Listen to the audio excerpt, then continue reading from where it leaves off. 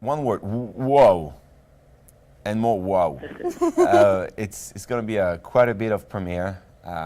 I know for a fact people are going to love it and talk about it, and we're going to trend on Twitter, even if Vanessa doesn't have one. That always gets brought up some way or another.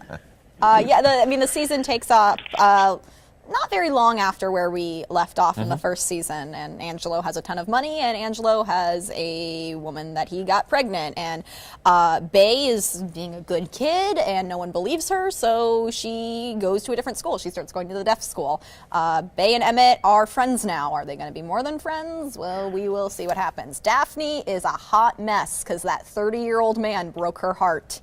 And I broke his jaw. And the Kenishes are gonna get into politics. Yeah, there's a lot going on. In a very, very intricate, smart way. I know the fans are in for a ride because I know they didn't expect any of that. So it's going to be very good. Bay doesn't think things through. And it's very interesting playing her because I think things through, probably too much.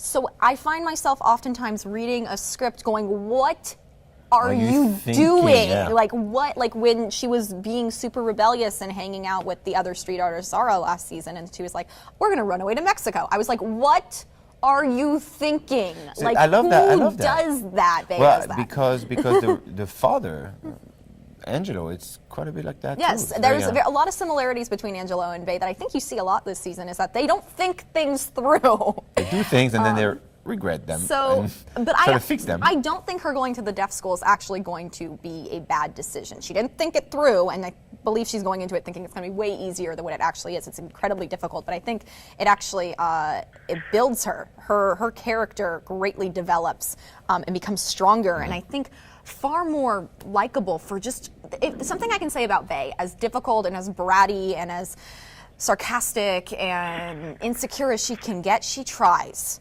She tries, and she's tested. She's going into a situation that's not easy, and she's not going to give up. And I think it ends up being actually a really good decision. Yeah. That being said, we have not shot the finale yet, so I could be incredibly wrong. Money is the answer probably for a lot of people that are not Angelo. Angelo has no idea and no experience with money, even more no idea how to be really a father.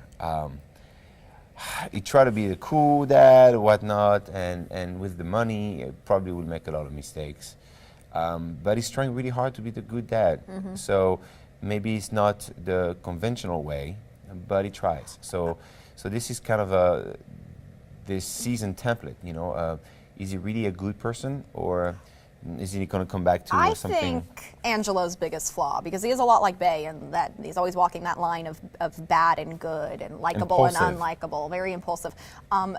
But I don't think he's necessarily a bad guy. His biggest problem is he doesn't tell the truth. Yes. Like, so many things could have been avoided if like he was so many men. Yeah. I didn't say it, but I say it, I can.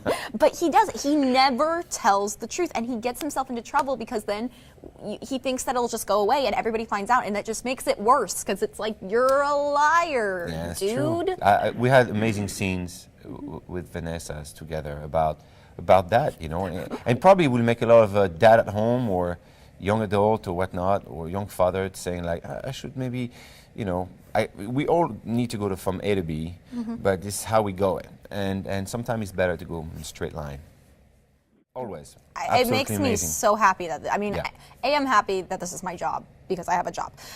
B, I'm happy that this is a job because I love everybody that I work with. C, I'm happy that this is my job because it's such a well done show that is being so respected by different communities and resonates with people. It makes me feel like I don't have to feel bad that I have so much fun at work.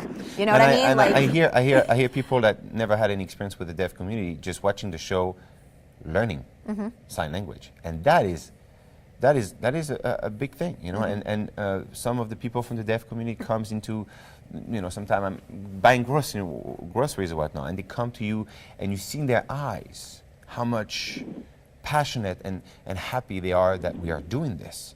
They're like, you don't understand, my life is so much different now because of this show, and you feel like, wow, we're doing something good here. Even if it's for 2 people, it's worth it, and it's for obviously way more than that. And it's great because with the learning sign language and with learning about the deaf community, with that being part of the show, you're never bored. As an actor, God, no. you're never bored because you're constantly learning your lines in sign language, and you're constantly learning. Like, I learned so much about the deaf community through this show because it's very well researched, and we have actually deaf actors on the show, and you get to interact and learn and chill and work hard with, and all those things that just lead to, you know, learning through experience. So you're never bored, and then also it's something that people enjoy, and as an entertainer, that's what you want. You want people to enjoy your work. You want your people to feel something about what you're doing, and you hope that they feel something positive, and both the hearing and the deaf community. Well, the show has been very successful, so I'm sure they're very happy about, and they think positive about the show.